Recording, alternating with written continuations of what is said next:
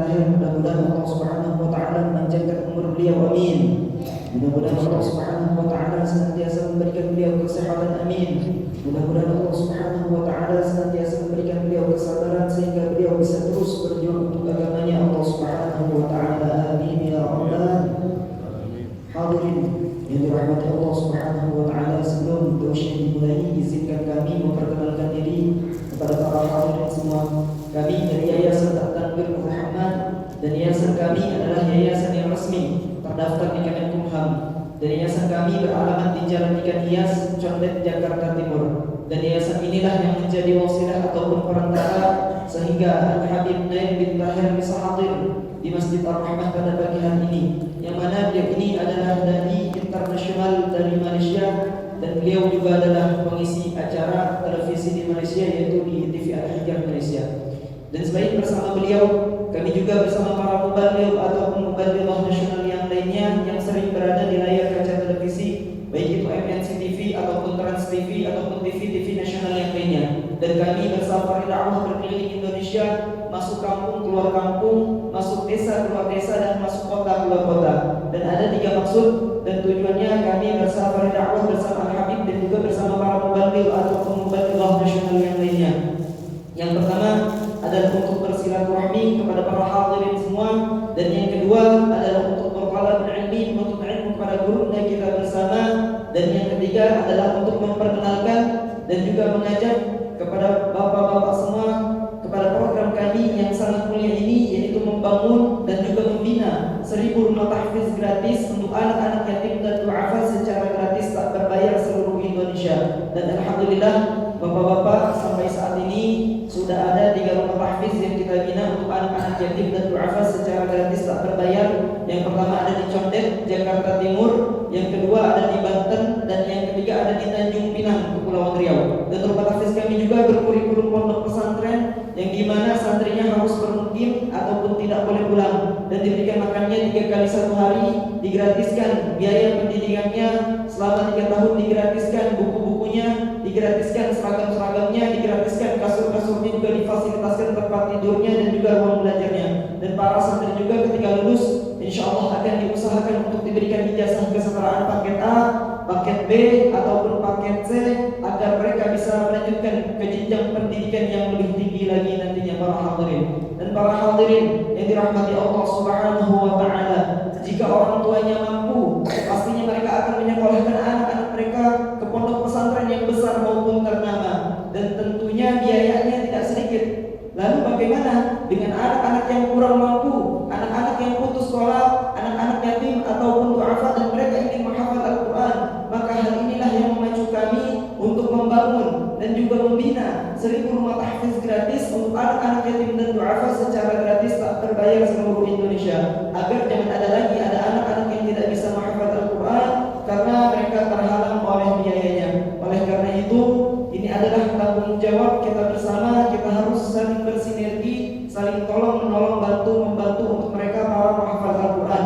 Dan kami juga mengajak kepada siapapun yang ingin mewakafkan tempatnya, baik rumah yang tak terpakai ataupun tanah kosong dan lain sebagainya, untuk mendukung program Yayasan Tanwir Muhammad untuk para penghafal Al-Quran ini, maka bapak-bapak ataupun para hadirin semua nantinya bisa menghubunginya kepada tim-tim kami yang memakaikan rompi yang berwarna hijau. Dan para hadirin yang dirahmati Allah Subhanahu wa taala, mungkin dari tadi penasaran dan bertanya-tanya apa sih yang ada di atas meja ini? Ini adalah buku kisah dalam Al-Quran yang dikarang oleh guru dan kami Al-Habib Abdullah Al-Habsyi, dan di sini ada rida ataupun sorban yang nantinya akan diberikan kepada para hadirin semua yang sudah menginfakkan atau membersamai, bergabung, mensupport untuk Yayasan Tanwir Muhammad ini. Dan ini tidak untuk diperjualbelikan, hanya sebagai hadiah saja. Dan inilah maksud dan tujuan kami bersama dakwah berkeliling Indonesia bersama Al-Habib dan juga bersama para mubaligh ataupun mubalighah nasional yang lainnya yang ingin membangun dan juga membina 1000 rumah tahfiz gratis untuk anak-anak yatim dan du'afa secara gratis tak berbayar seluruh Indonesia.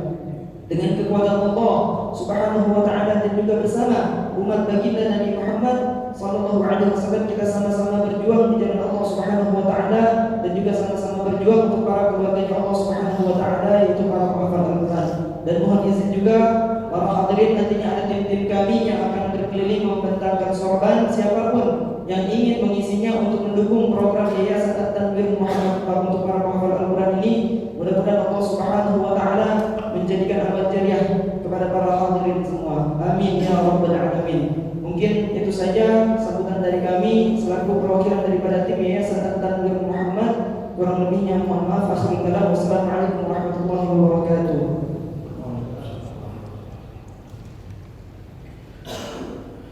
Bismillahirrahmanirrahim. Alhamdulillahirabbil alamin, wassalatu wassalamu ala sayyidina Muhammad wa ala alihi wa sahbihi ajma'in. Alhamdulillah, pertama sekali marilah sama-sama kita bersyukur kepada Allah Subhanahu wa taala atas nikmat kita dalam berkumpul di rumah Allah untuk bersama menjalankan salat fardu subuh berjamaah. Kita berharap dan bermohon moga-moga dikabulkan oleh Allah, diterima oleh Allah Subhanahu wa taala.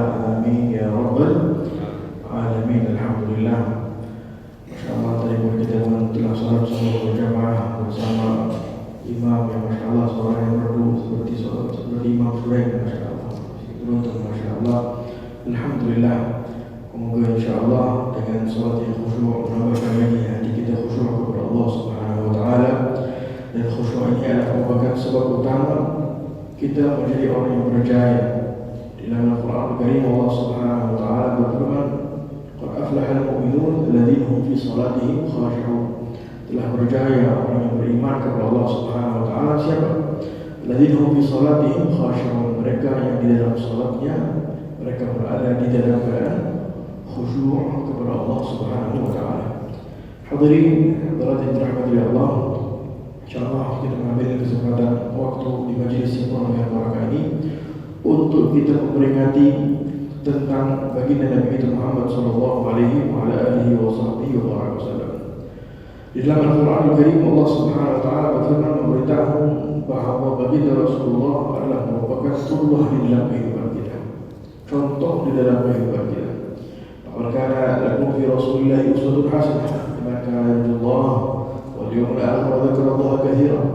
Di dalam Al-Quran Al-Karim Allah memberitahu bahwa sesungguhnya pada baginda Nabi Muhammad SAW itu adanya contoh tauladan yang baik. Kepada siapa? Kepada mereka yang inginkan keridhaan Allah Subhanahu wa taala, kepada mereka yang inginkan akhirat, mereka yang beriman kepada hari akhirat, dan mereka yang senantiasa memperbanyakkan zikrullah. Orang yang beriman kepada Allah, beriman kepada hari akhirat, dan memperbanyakkan berzikir kepada Allah, kata ulama, akan di dalam kehidupannya akan menganggapkan baginda Nabi Muhammad contoh yang terbaik. Di dalam firman yang lain Allah Subhanahu wa taala memberitahu kalau kita sudah mulai mengaku diri kita cinta kepada Allah, buktinya qul in kuntum tuhibbuna fattabi'uni.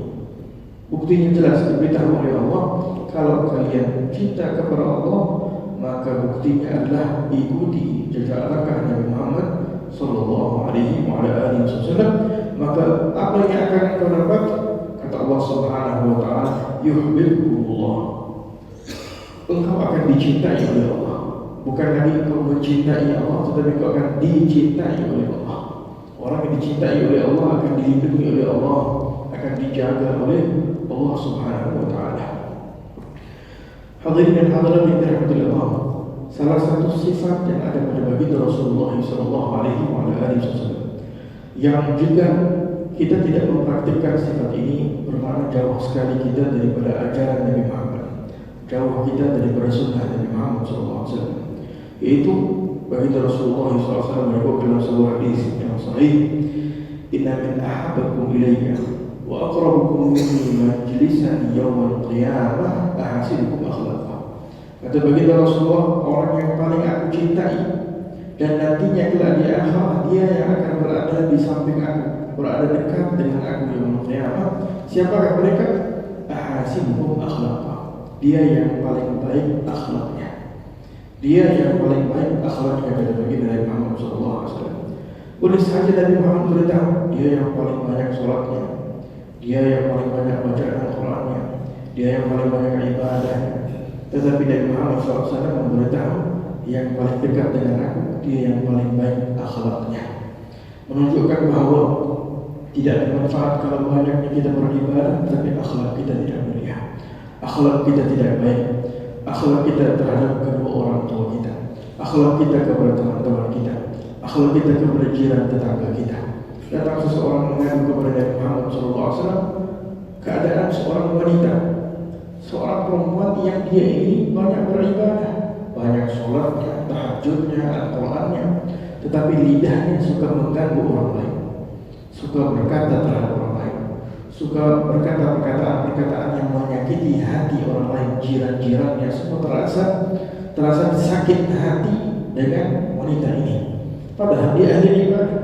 Ditanya kepada Rasulullah, kata Nabi, iya finnar, dia akan masuk ke dalam neraka Allah Subhanahu Wa Taala. Tidak ditanya oleh Nabi Muhammad berapa banyak dia baca Al-Quran, berapa banyak ibadah dia, kata Nabi, dia akan masuk ke dalam neraka Allah Subhanahu Wa Taala. Karena Nabi Muhammad salah satu tujuan utama diutuskan oleh Allah liutammima makarimul akhlak, untuk menyempurnakan akhlak manusia, untuk menyebarkan akhlak yang mulia. Akhlak yang mulia inilah yang menjadi sebab utama kita sesama manusia dapat bermuamalah sesama kita. Sesama kita dapat bermuamalah sesama kita. Dan itu hadirin dan hadirat yang dirahmati Allah Subhanahu Wa Taala. Akhlak yang mulia inilah juga merupakan modal untuk kita berdakwah di jalan Allah. Dahulu saya dari datang dari Malaysia. Saya punya teman, dahulu kita pernah bersama belajar di universitas di Malaysia. Teman saya dahulu ini bukan orang Islam, orang Kristen. Dia berdatangnya daripada suatu kawasan jauh, daripada suatu kawasan namanya Guinea Island, dekat kawasan Afrika sangat jauh. Saya usaha untuk berdakwah, bercakap dengan dia tentang Allah Subhanahu Wa Taala, tentang hadis Nabi, tentang sirah Nabi dan sebagainya. Tetapi tidak ada kesannya menunjukkan beliau tentang perdebatan antara Dr. Zakir Naik tentang komparisi tentang perbedaan agama Islam, Kristen dan sebagainya, tidak. Tetapi saya coba dengan menjalani akhlak yang mulia. Apabila beliau ini tidurnya satu kamar bersama saya, jadi apabila waktu tahajud saya bangun tahajud, lepas itu beliau pun mau sholat. Melihat saya sholat, dia pun sholat tetapi dengan cara dia.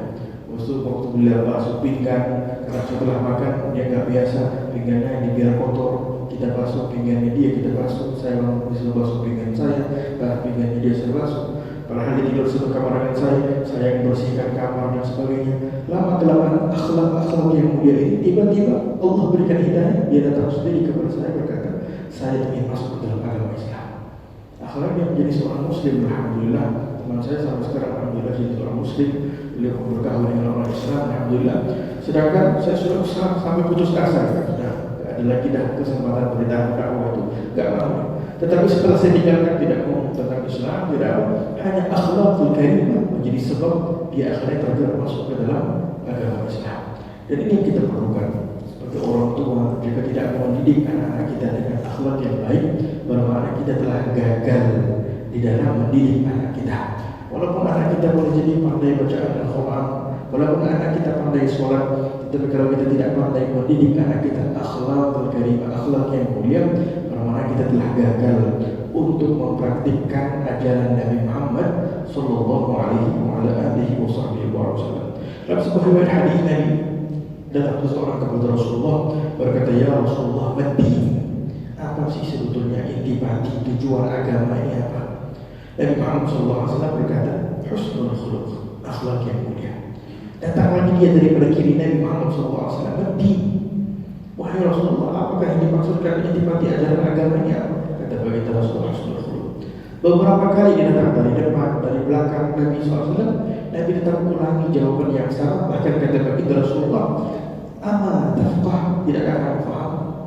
Yaitu wahuwa an la takhdab, jangan kau marah, jangan kau marah, kata Nabi Muhammad SAW. Melihat orangnya agak kasar bersama Nabi, maka Nabi memberitahu intipati agama itu, ajaran agama yang paling penting adalah akhlak yang mulia. Akhlak yang mulia. Dan akhlak yang mulia itu tidak akan kita perolehi kecuali kita pandai untuk mengatur kemarahan di dalam diri kita. Sifat al-ghadab. Al-ghadab ini perlu kita pandai kontrol di dalam kehidupan kita. Ditanya kepada Imam Syafi'i, adakah bisa seorang manusia tidak punya sifat marah sama sekali? Katanya mustahil. Kalau nggak punya sifat marah sama sekali, ini dia perumpama seperti himar kata Imam Syafi'i, perumpama seperti keldai. Keldai itu kalau kita pukul berapa kali pun ya dia begitu aja, tidak bergerak, tidak apa. Ya. Tapi kalau manusia kalau dipukul ya pasti secara fitrahnya akan marah. Tiba-tiba didukung kita, dipukul kita, ditumbuk kita, kan pasti kita akan marah. Maka kemuliaan seorang manusia itu bukan kemarahan dibalas dengan kemarahan, tetapi pandainya dia kontrol kemarahan tersebut. Kalau dia bisa marah itu tanda dia sehat. Tetapi apabila dia mampu untuk kontrol kemarahannya, disitulah tempat derajat di sisi Allah. Disitulah tempat seseorang itu benar-benar praktikkan ajaran Nabi Muhammad Sallallahu Alaihi Wasallam. Dalam sebuah kisah hadis Nabi Muhammad SAW, dalam sebuah kisah disebutkan bahwa pernah seorang ahbar Yahudi, seorang pendeta Yahudi, pernah datang kepada Nabi Muhammad SAW. Bagi Rasulullah pernah hutang kepada si Yahudi. Nabi Muhammad pernah hutang kepada si Yahudi. Maka dia ini datang ke dalam rumah Allah. Nabi Muhammad sedang bersama dengan para sahabat. Dia datang kepada Rasulullah SAW. Akhadha bimajami thiyabi. Pakaian Nabi seperti ridha ini ditarik oleh dia, seperti dicekik begini di depannya. Para sahabat dicekik oleh Muhammad. Kata dia kepada Rasulullah SAW, wahai Muhammad, banyak hutang aku, kata dia. Kenapa kok kamu ini lambat membayar hutang aku? Innakum ya bani Abdul Muttalib, kau ini seolah suka untuk melambat-lambatkan membayar hutang. Suka begitu.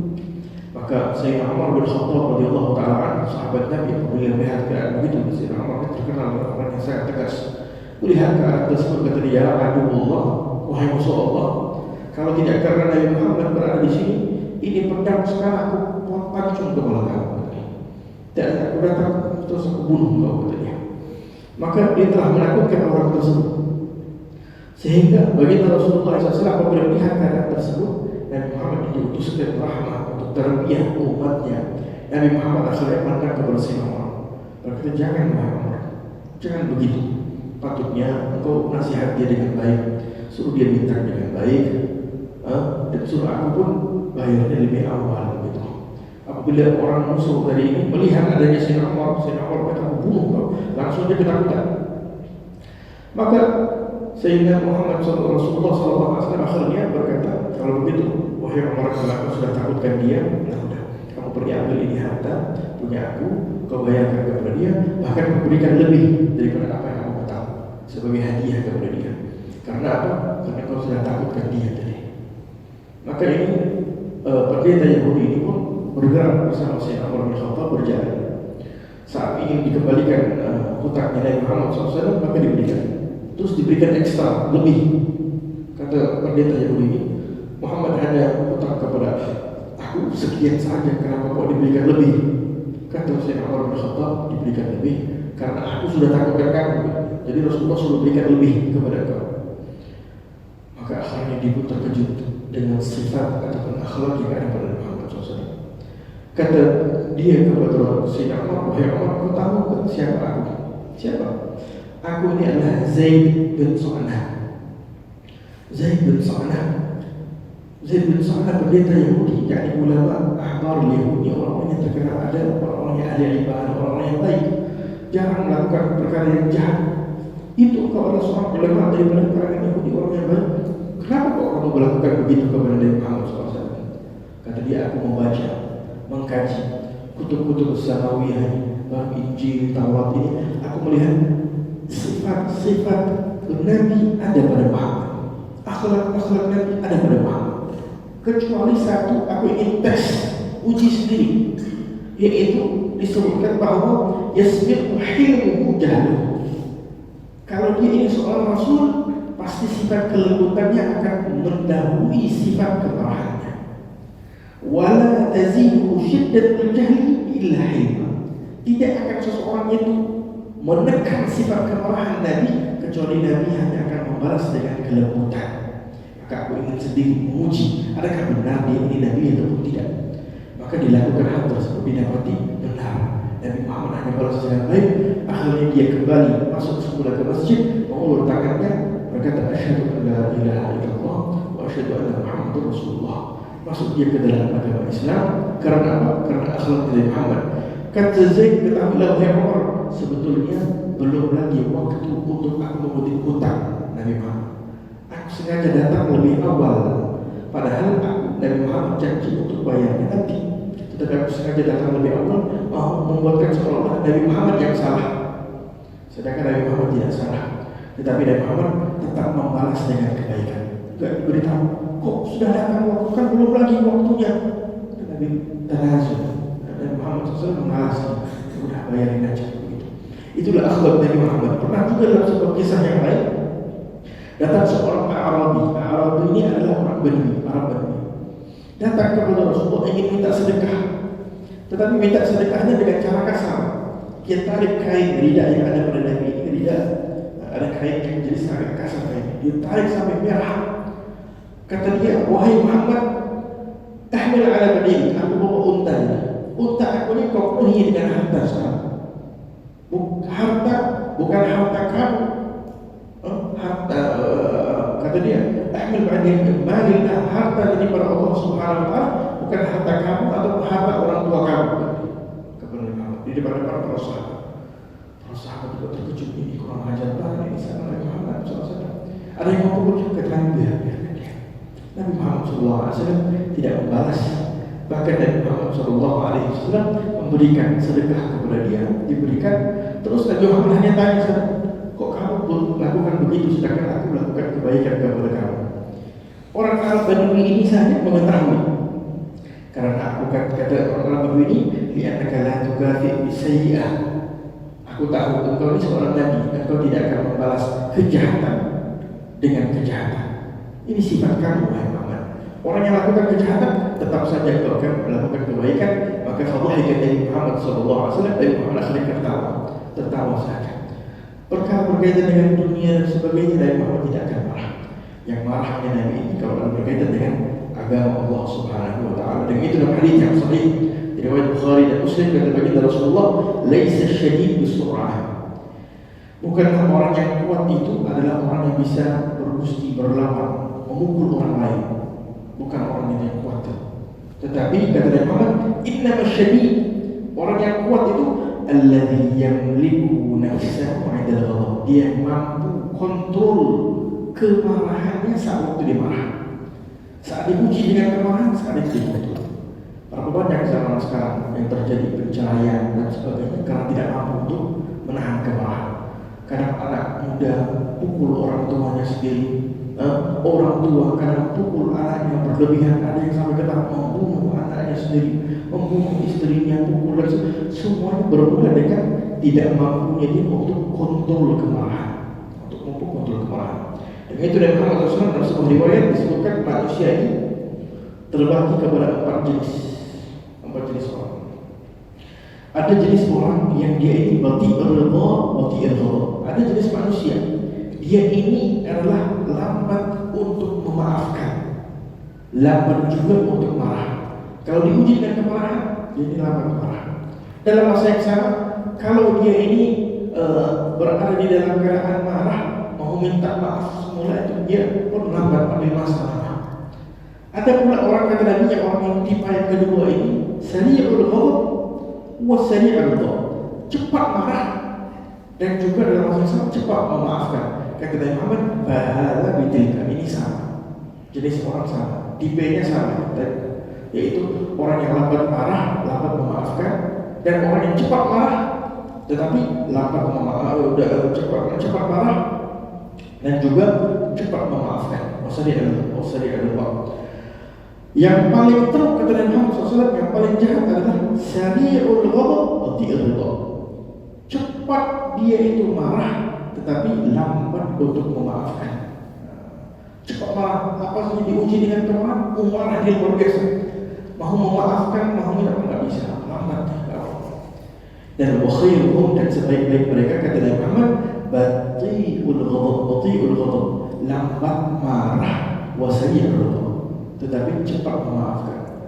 Diuji dengan kemarahan, dimarah dia tetap sabar. Terus sari'ul ghadab, dan cepat memaafkan. cepat memaafkan kepada orang lain.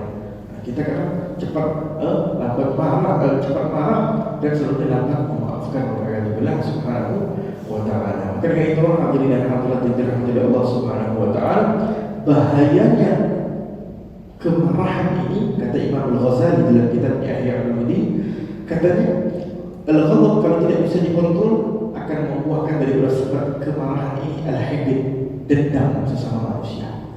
Al-hasad, kedengkian, hasad ini dia ini akan dilahirkan dari sifat al-ghadab tadi.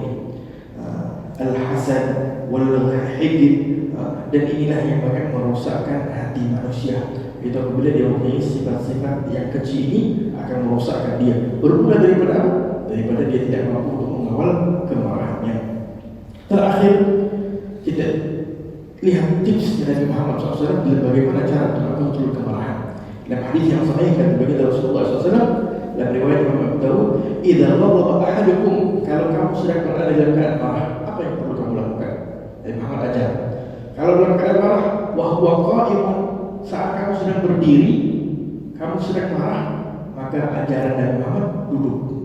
Kalau lagi marah di rumah terhadap orang tua, terhadap istri, terhadap anak kita, sedang lagi marah, qa'imun falyajlis. Fa in dhahaba anhu al-ghadab wa illa falyarji'. Kalau duduk pun masih lagi marah, falyarji', balik. Dalam setengah riwayat tidur. Dalam setengah riwayat yang lain lagi disuruh mengambil wudu. Kata Nabi Muhammad SAW, al-ghadab min asy-syaitan. Kemarahan ini datangnya daripada syaitan. Dan syaitan ini dicipta daripada neraka Allah Subhanahu wa taala, daripada api. Wa inna ma tutfa'u an-nar bil ma'. Api ini dipadamkan dengan air. Maka apabila kamu marah, maka bersegeralah mengambil wudu kepada Nabi Muhammad sallallahu alaihi wasallam. Dan yang terakhir, doa dari Muhammad sallallahu alaihi wasallam, Allahumma inni a'udzubika minasy-syiqaq wan nifaq wa su'il akhlaq. Ini doa dari Nabi kalau kita mau untuk hilangkan sifat marah kita, Allahumma inni a'udzubika minasy-syiqaq wan nifaq wa su'il akhlaq. Kita katakan bermohon kepada Allah Subhanahu wa taala, moga-moga Allah Subhanahu wa taala insyaallah dapat memberikan kepada kita akhlak yang mulia agar kita dapat hidup bersama masyarakat, bersama teman-teman, bersama keluarga kita dengan akhlak Nabi Muhammad sallallahu alaihi wasallam, untuk agar kita mendapat keridhaan Allah Subhanahu wa taala. Berhormat ya Rahman Rahim, kita katakan berdoa kepada Allah Subhanahu wa taala, minta dan mohon agar semoga Allah Subhanahu wa taala menjadikan kita insyaallah umat Nabi Muhammad yang mengikuti jejak langkah Nabi Muhammad sallallahu alaihi wasallam, yang keluarkan sifat-sifat yang keji daripada hati kita, daripada kebencian, daripada kedengkian, daripada segala sifat mazmumah. Penuhi hati kita dengan sifat mencintai Allah, mencintai Rasulullah SAW, mencintai sesama manusia karena Allah Subhanahu wa taala. Berahmatika ya arhamar rahimin, ya arhamar rahimin, ya arhamar rahimin. Rabbana zalamna anfusana wa in lam taghfir lana wa tarhamna lanakunanna khasirin. Rabbana atina fid dunya hasanah wa fil akhirati hasanah wa qina adzabannar. Sallallahu alaihi wasallam Muhammad wa ala alihi wasallam. Alhamdulillahirabbil alamin. Sebelum menutup, di sini ada teman saya Nabi Abdullah Habsyi. Beliau ini mempunyai tahfiz dari tahfiz Al-Quran. Siapa yang bisa bantu tahfiz beliau, insyaallah termasuk dalam golongan orang-orang yang dapat memberikan kebaikan untuk orang-orang yang mempelajari Al-Quran, insyaallah. Alhamdulillah alamin, telah kita dengarkan bersama tulisan daripada guru kita Al-Habib Nail bin Tahir. Mudah-mudahan segala ilmu yang telah diajarkan oleh beliau mudah-mudahan bermanfaat bagi kita semua. Amin ya rabbal alamin. Dan para hadirin yang dirahmati Allah Subhanahu wa taala, sebelum melanjutkan pada sesi yang terakhir ini, izinkan saya juga memperkenalkan diri kepada para hadirin semua. Saya adalah santri Rumah Tahfiz Gratis Yayasan Tanwir Muhammad, dan saya bersama teman-teman saya para penghafal Al-Quran yang lain ini, kami mempunyai cita-cita, dan nantinya kami mohon tolong aminkan kepada cita-cita kami ini, dan nanti juga kami akan mengajak kepada para hadirin semua, siapa tahu ada yang ingin menjadi bagian daripada cita-cita kami ini. Dan para hadirin yang dirahmati Allah Subhanahu wa taala, apa itu cita-cita kami para penghafal Al-Quran? Cita-cita kami para penghafal Al-Quran yaitu ingin mencetak dan juga membangun 1000 rumah tahfiz gratis seluruh Indonesia. Maka dari itu mohon doanya, dukungannya dan juga bantuannya kepada para hadirin semua agar kami bisa mencetak dan juga membangun 1000 rumah tahfiz gratis seluruh Indonesia. Amin ya rabbal alamin. Oleh karena itu kami mengajak kepada para hadirin semua, bagi para hadirin yang ingin membersamai, bergabung dan juga menjadi bagian daripada cita-cita kami ini. Tapi sebelumnya perlu kami informasikan, kami di sini hanya ingin mengajak saja dan tidak ada paksaan sedikit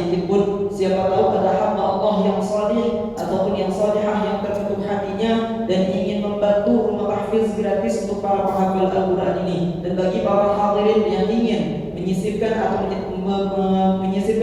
atau menginfakkan sebagian hartanya di jalan Allah Subhanahu wa taala untuk para penghafal Al-Quran ini, jadi caranya tidak harus transfer, tidak harus membayar cash, bisa transfer hari ini, besok, lusa ataupun lusanya lagi. Dan di sini kami sedang memegang kertas komitmen, dan di sini tertera nomor rekening resmi Yayasan At-Tanwir Muhammad. Jadi para hadirin bisa transfer kepada nomor yang tertera di sini, dan di sini juga tertera nomor WhatsApp guru kami Al-Habib Abdul Al-Habsyi. Dan mungkin para hadirin ingin menanyakan perihal tentang agama, boleh menghubunginya kepada nomor yang tertera di sini. Dan nantinya kami akan menyebutkan di angka-angka tertentu, dan mungkin para hadirin bisa mengangkat tangannya dan setelah itu boleh maju ke depan. Dan para hadirin yang dirahmati Allah Subhanahu wa taala yang nantinya menyisipkan atau menyerahkan sebagian hartanya di jalan Allah Subhanahu wa taala untuk para penghafal Al-Quran ini, jadi Yayasan At-Tanwir Muhammad akan memberikan hadiah atau memberikan cindera mata berupa buah buku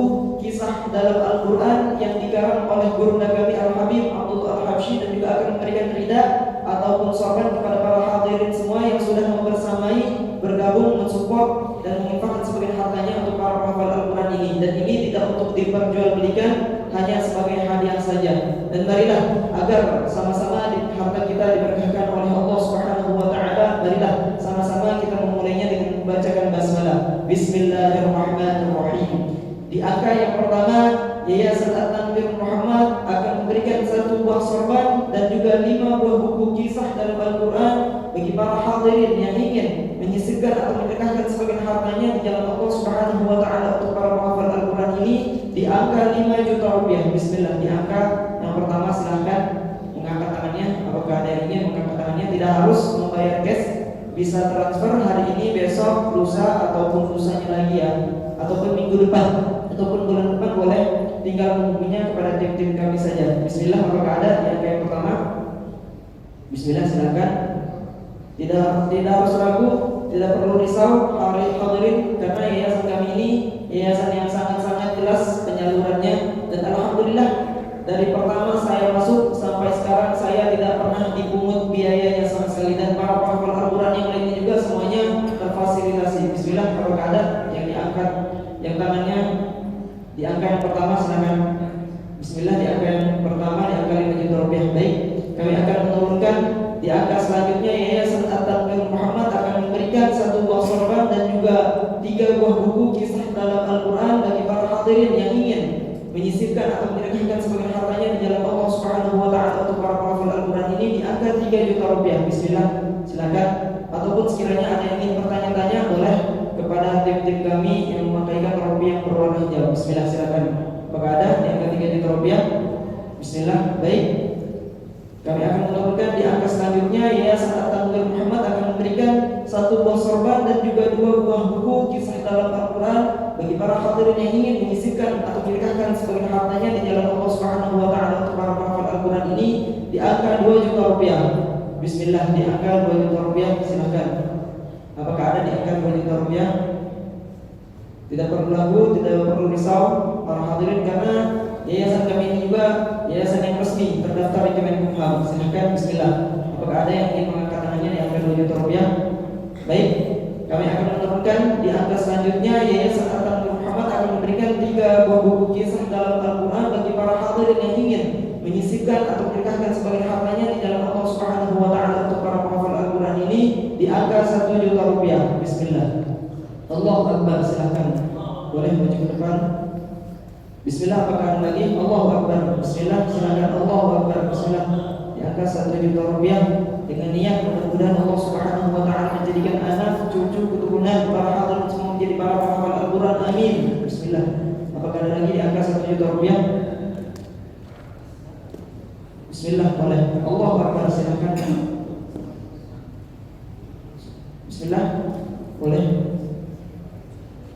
Dan sekiranya para hadirin ada yang sedang berkunjung ke Jakarta, boleh juga berkunjung kepada rumah tahfiz kami yang beralamat di Jalan Ikan Hias, Condet, Jakarta Timur. Dan juga sekiranya para hadirin ada yang ingin melihat kegiatan santri di sosial media, boleh di Yayasan At-Tanwir Muhammad. Di situ banyak kegiatan santri Yayasan At-Tanwir Muhammad. Bismillah. Silakan. Apakah ada lagi? Tidak harus membayar cash, bisa transfer hari ini, besok, lusa ataupun lusanya lagi. Bismillah. Baik, kami akan menurunkan di angka selanjutnya. Yayasan At-Tanwir Muhammad akan memberikan 2 buah buku kisah dalam Al-Quran bagi para hadirin yang ingin menyisipkan atau menyerahkan sebagian hartanya di jalan Allah Subhanahu wa taala untuk para penghafal Al-Quran ini di angka Rp500.000. Bismillah, silakan. Apakah ada yang ingin mengangkat tangannya di angka Rp500.000? Silakan. Bismillah. Di angka Rp500.000. Bismillah, di angka Rp500.000. Dan sebagaimana sabda baginda Nabi Muhammad SAW, sedekah itu tidak akan mengurangi harta bapak atau ibu semua, melainkan Allah Subhanahu wa taala pasti akan menambahkannya. Bismillah, silakan. Di angka Rp500.000. Baik, kami akan menurunkan di angka yang terakhir. Yayasan At-Tanwir Muhammad akan memberikan 1 buah buku kisah dalam Al-Quran bagi para hadirin yang ingin menyisipkan atau menyedekahkan sebagian hartanya di jalan Allah Subhanahu wa taala untuk para penghafal Al-Quran ini di angka Rp300.000. Silakan di angka yang terakhir, ataupun bisa menghubunginya kepada tim-tim kami yang memakaikan rompi yang berwarna hijau. Silakan, ataupun ada yang malu-malu silakan. Baik, kami informasikan kembali, siapa tahu tadi ada yang malu-malu, nanti bisa menghubunginya kepada tim-tim kami yang memakaikan rompi yang berwarna hijau. Kami ucapkan jazakumullahu khairan jazaa kepada seluruh jemaah. Mudah-mudahan Allah Subhanahu wa taala melipat gandakan hartanya para hadirin semua dan juga menjadikan amal jariah kepada para hadirin semua. Amin ya rabbal alamin. Dan mudah-mudahan kita semuanya diberikan syafaat oleh baginda Nabi Muhammad sallallahu alaihi wasallam. Dan kami serahkan kembali kepada Habib untuk membacakan doa penutup. Semoga diterima oleh Allah Subhanahu wa taala yang telah bersedekah. Khairukum man ta'allama Al-Qur'an wa 'allama. Kata bagi Rasul, sebaik kamu yang belajar Al-Quran dan mengajar Al-Quran. Semoga yang melakukan sedekah untuk menghafal Al-Quran ini, semoga insyaallah setiap huruf dibaca dan tahfiz ini dibaca pahala insyaallah oleh Allah Subhanahu wa taala. Semoga dikabulkan oleh Allah Subhanahu wa taala sehingga melakukan sedekah tidak berbuat insyaallah dengan niatnya. Semoga Allah Subhanahu wa taala tetap insyaallah memberikan yang terbaik. Rabbana atina fid dunya hasanah wa fil akhirati hasanah wa qina adzabannar. Allahumma inna nas'aluka ma sallallahu alaihi wa sallam Muhammad sallallahu alaihi wa sallam wa sallallahu alaihi wa sallam Muhammad sallallahu alaihi wa sallam wa sallallahu alaihi wa sallam wa hawla wa quwwata illa billah. Allahumma inna bihalalika haramika wa ta'atika ma'asiyaka wa ta'atika 'amma siwa. Rabbana zalamna anfusana wa lam taghfir lana